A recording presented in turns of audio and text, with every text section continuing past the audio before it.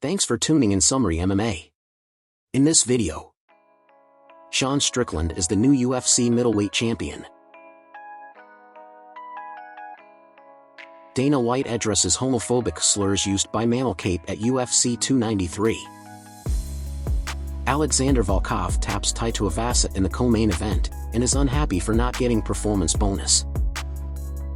The controversial fighter from California who resides in Las Vegas and trains at Extreme Couture for years now, scored the biggest win of his career this past Saturday in Sydney, Australia. And he reminded everyone at UFC 293 that he is championship material. Strickland outstriked Israel Adesanya for 5 rounds, winning a unanimous decision and become the new UFC Middleweight Champion. It was the 7th win in 9 fights for Strickland since returning to the 185-pound division, and the fighter silenced many doubters who thought he didn't belong in the ring with Israel Adesanya. But Strickland proved that he more than belonged in his title fight with Adesanya. "I think I'm one of the best strikers in the world," Strickland said at the evening's post-fight press conference. "Anytime you're doing the man dance, you're one punch away from being knocked out, but I can spar with any world champion boxer and get the better of them.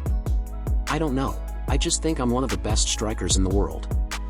With Dricus du Plessis not taking the fight with Adesanya at UFC 293, the fight was offered to Strickland, who didn't even think twice about taking full advantage of the opportunity.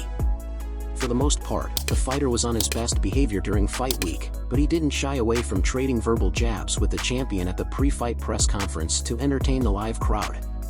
And this was one reason that Strickland was offered to fight Adesanya, because of his controversial public persona that regularly makes offensive comments on social media and in interviews, getting people angry and talking about the fight. "I just think sometimes I run my mouth so much that people forget that I know how to fight." There are several intriguing middleweight contenders waiting for their chance, including Dricus du Plessis, who was the #1 contender in the division and was the first choice to fight Adesanya at UFC 293. Jared Cannonier, #3 ranked fighter in the division who has a recent win over Strickland, and the winner of the upcoming UFC 294 bout between Paulo Costa and Khamzat Chimaev. Here's what Dana White had to say at the UFC 293 post-fight press conference when asked who is next for Strickland. Israel looked like he was in slow motion. He looked like he couldn't get off. He looked like he was really stiff tonight. He looked very slow. Do you think that could be, we always talk about his activity, but maybe there's something to be said that he might be overtrained at this point and maybe needs some time off? Or do you think it's just, hey, sometimes you have a bad night? Only Israel knows what's going on. I'm very curious to see what he says at this press conference tonight. There are a million things that could go wrong. Some days you wake up and it's just not there, man. You just don't, it's not there. He looked bone dry when he came out tonight, standing up really tall, looked very slow, looked like he couldn't get off at all. Even in the 5th round, when everybody knew he needed a knockout to win the fight, there was no sense of urgency to try to finish the fight. So I don't know if he's hurt, if he's, or he just, tonight's that night. Yeah. Did you speak to him in the cage at all? What's that? Did you speak? Yeah. I said, "You okay?" He said, "I'll talk to you later." Then go to Sean Strickland. He did what he's had to do, right? He came here, 100%. he beat the champion, 4 rounds to 1. Came into hostile territory, the whole world talking shit about him, the whole world saying he couldn't do it, a 7-1 underdog, came in, almost finished him in the 1st round, and won the championship, won the world title, man. So everything that we're talking about right now about how crazy this sport is, when opportunities arise, you jump on them and you take them. And, you should never turn down fights when you get the call, especially if it's for a world title. Last one for me, just going back to the madness of the main event. Traditionally we see dominant champions get an immediate rematch, right? But Israel just had one of those with the Pereira fights. So do you I know this is a Tuesday question, but do you sort of think, well, let's just book it again because Israel looked so off? Or do you just sort of see how the division plays out and leave Israel on the side for a moment? No, I think you do the rematch, absolutely. The rematch is interesting. That could be the thing, too.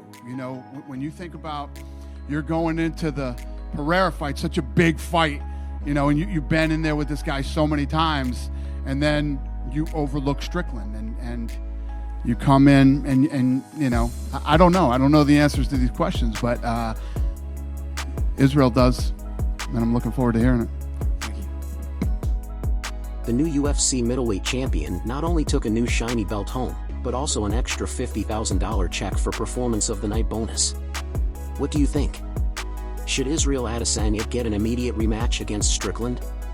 Or should the UFC see how the division plays out and find a new contender for Strickland?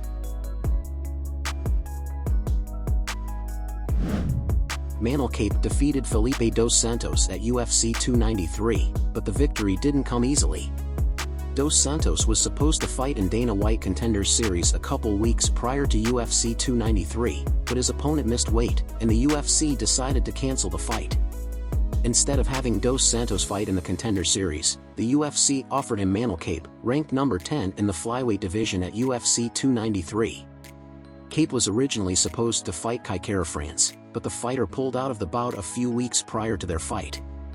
The Brazilian newcomer took the opportunity and picked up the fight on short notice for his UFC debut. Despite losing the fight to a unanimous decision and his lack of name recognition, the young fighter wowed many MMA fans with his performance, including his opponent Manel Kape. Each fighter was rewarded with extra $50,000 for Fight of the Night at UFC 293. After he showed his respect to Dos Santos, Kape turned his attention to the rest of the flyweight division, and in particular to Kai France. Kape verbally assaulted France with an expletive-filled rant that also included anti-gay slurs. Here's what he had to say. I was supposed to fight Kai. You motherfucker, you are here. You show up. You piece of shit. You are a piece of shit. This is what you are. Hey, listen, guys, listen. Serious, listen. Hey, I'm gonna fight you next. And if you refuse again to fight me or pull out 2 weeks of the fight, I'm going to your city, I'm going to your academy, I'm gonna spar you there. I'm gonna fucking spar you there. Hey, listen. And no one gonna do anything. Before he finished his post-fight rant, Kape ripped France's team at City Kickboxing and added, "All your teammates are faggots." His interview ended a split second later with Daniel Cormier removing the mic and exiting the cage. In any other major sport, the overwhelming expectation would have been immediate fines and probably suspension for such an act. Then again, it's tough to hold fighters accountable when Dana White himself faced no repercussions when caught on camera slapping his wife in a party at the end of last year. "We make mistakes," White said. "I am not holier than thou either, so we've all been in positions where we've made mistakes. Like I always say, it's how you recover from it and how you carry yourself after you make the mistake." He came out and apologized on his own free will. "We didn't tell him to do anything, and the fact that he did that means he means it. I don't make anybody apologize for anything. You do what you want. You're grown men and women. You're able to say what you want." He did it. He was embarrassed and he apologized. I'm sure some people will accept his apology and some people won't. The other performance of the night went to Justin Tafa, who defeated Austin Lane via first-round KO. Volkov faced Tuavasa in what proved to be a hard-hitting affair until the fight hit the ground. The fighter was able to put his grappling skills and long reach to use, making Tuavasa tap to an Ezekiel choke in round 2. While Volkov was the winner and happy with his performance, the fighter didn't really understand why he didn't get rewarded with a performance bonus after his win over a very tough opponent in Tai Tuavasa. Alex, congratulations on the victory. I don't know if you know, but I think you're one of the third or fourth UFC fighters to ever pull off an Ezekiel choke in there. So what are your emotions after a win like that? Yeah, first of all, I don't know why I don't have any bonuses tonight. So probably like all the fans in comments I saw, they're saying this, that I have to.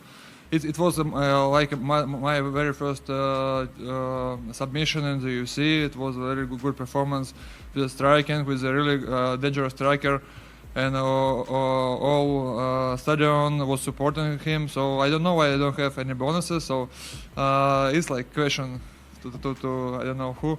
I'm feeling great with this. So Ezekiel choke works very good. I know during I did this tonight, I remember everything Alexei Olenek teach me in the past when I was really young and I with him. So yeah, it was awesome. What do you think? Should Volkov have one performance of the night bonus, or was the UFC right on giving it to Strickland and Tafa? If you like the content, please make sure to like and subscribe so you can get the latest news in UFC and other MMA promotions. Thanks for watching.